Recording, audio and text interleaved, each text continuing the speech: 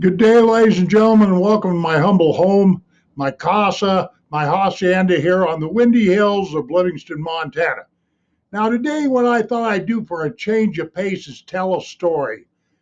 In the past, on my channel, I've done that a few times just out of sheer boredom and looking for content and all that, is tell stories. Back in the old days, storytelling was a form of entertainment. It really was. It's a lost art, as a matter of fact. And not that I'm all that good at it, but there's several people I've noticed on YouTube that are really good at storytelling. But before I get started, I got my wife sitting right here beside me, and this morning when I got up, I told her, I says, look, her name's Penny, but I said I call her Pen a lot, just as a short nickname. But I said, Pen, I got something for you here.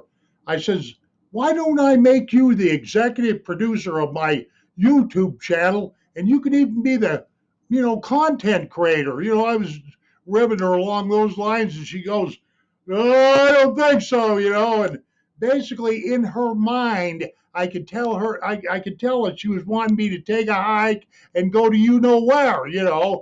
Uh, she said, that's your project, not mine, because my wife is a crafter. She does all kinds of cards and stuff. She does crafting instead of running, having diarrhea of the mouth like I do.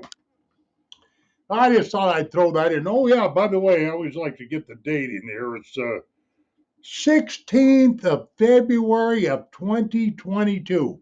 I haven't screwed the year up one time yet. I'm pretty proud of myself. But this story that I'm going to relate, some of you may find it funny, some of you may not, but this happened when I was in the United States Army many, many, many moons ago.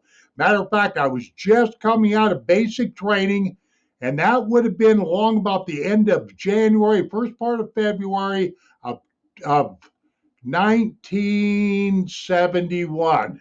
Like I say, many moons ago. And basically, we went through the graduation ceremony, and the drill sergeants trying to be nice to us after bossing us around and calling us names and have us do a million push-ups over the last 3 weeks and all that other stuff. But I had signed up for an extra year in the service because back in those days they threatened you. They told you, oh, for all you U.S. guys that were just 2 year soldiers, guys that were drafted and stuff, we can make truck drivers out of you. We can make you infantrymen and put you in the cavalry and driving a tank. They all that kind of stuff. They used all that uh, intimidation on you to sign up for another year. And so that's what I did. I signed up for another year because I really didn't like the idea of, being a grunt and infantryman, even though it didn't keep me out of Vietnam. But the school that I was going to was in Fort Monmouth, New Jersey.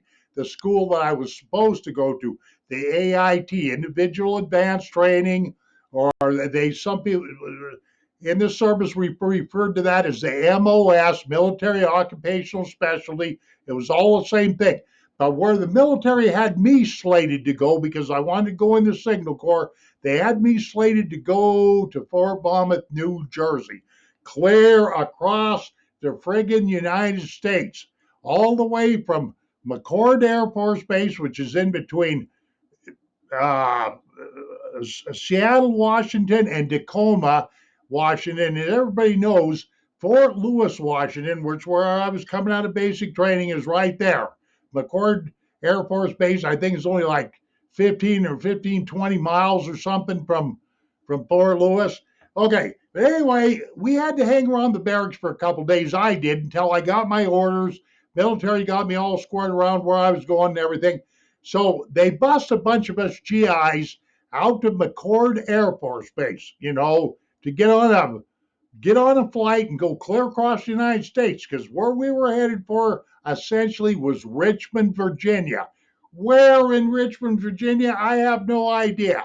I really don't to this day. I don't know if we lit into a military base or it was a civilian base or what. But the point to this story, ladies and gentlemen, is this. Let me look at my time here. Oh, I can see I've wasted 5 minutes of your time. But the point of this story is here I am, a hillbilly off the ranches of Montana. And I do not ever remember being on an aircraft of any kind.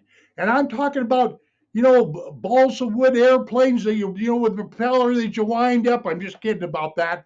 But any any kind of aircraft, a jet, a prop airplane, I do not ever. I came right off the ranches of Montana without knowing anything about airports, flying jets, any of that kind of stuff.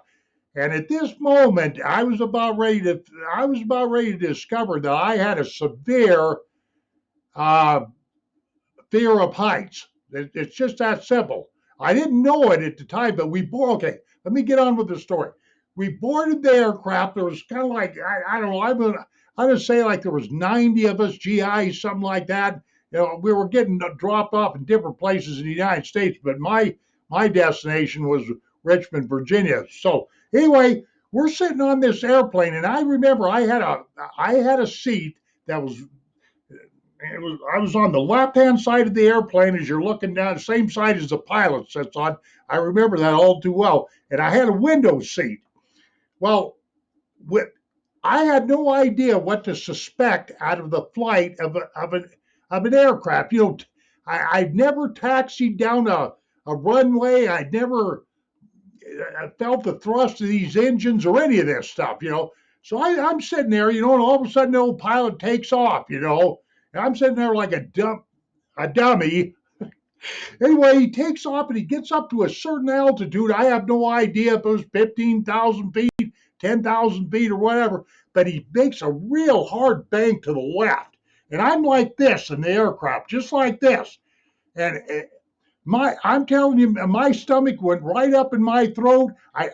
The guy that was sitting right next to me, I grabbed around his neck, doggone near, freaked him out. He goes, "What's the matter with you?" All that kind of stuff. And I mean, I'm white knuckling, grabbing the seat and everything. I mean, I really honestly thought that I was going to fall out of the airplane. That's what I felt like when this pilot banked. And in fact, the guy sitting next to me, he says, "Hey, pal, don't worry about it. The pilot's just circling the airport so he can, take off and do whatever he's got to do.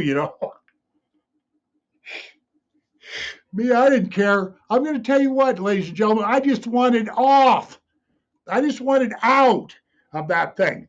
Okay, anyway, here we are, buzzing. I got finally settled down after that stupid little turn thing, which is really no big deal. But we fly clear across the United States, and we get to Richmond, Virginia, and it was really cold in Richmond, Virginia, that particular morning or afternoon. It was getting in the afternoon when we flew in there. And what had happened is one of the landing wheels on the airplane, had froze. The bearings had froze up. This is a true story. And the airplane came, we come, zooming in for a landing. Everything was looking pretty good to me. Of course, I'm a dummy. I'm a noob. I don't know nothing about flying and everything. Well, when that plane touched down, that wheel and tire that was all froze up, blew up. It just, you could hear it underneath the plane. You heard this real loud pop, and then the airplane started shaking, and it kind of started doing this, one of these numbers for just a little bit. Holy crap, man. You want to talk about, changing the color of my shorts? Now, YouTube, don't get all weird here. I mean, don't strike my video here for being vulgar, but, here I am, got a fear of heights. We got this clown banking real hard at the beginning of the flight. Then I got this blowout, you know. Well, from there, I got to take a bus from there where they bus us clear across Pennsylvania, I think, and up to Fort Lewis. So I didn't have to.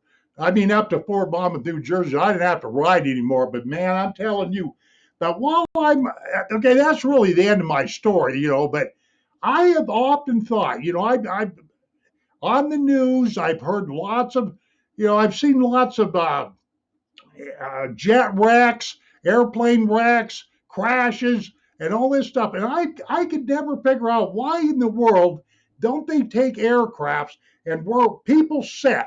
the compartment, the main compartment where people sat. Why couldn't they make it so that a captain of the ship, if he knew his ship was going down, his airplane was going down, why couldn't they just make it so that the body that held the people, just a canister that held the people, they could just release it somehow, and some parachutes open up and all of that kind of stuff, and the whole rigging just float down to the ground. But I guess that's too much money or too much thinking to get that done.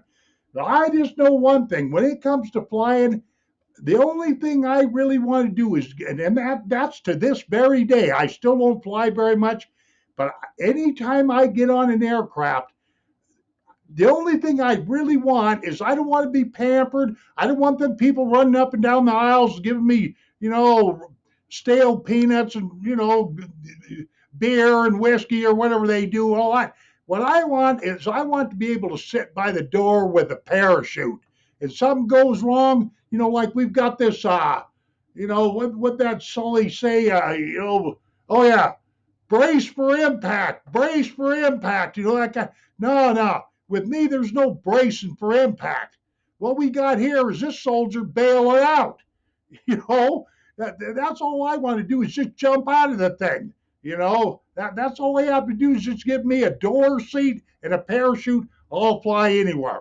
But still to this day, I'm 70 years old. I still don't like to fly because my hands, the safety of my being is in the hands of somebody else.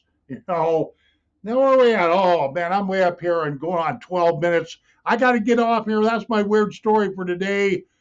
We'll see you, ladies and gentlemen. Take care of yourselves and see you on down the trail. And adios, my friends. How do I get out of here?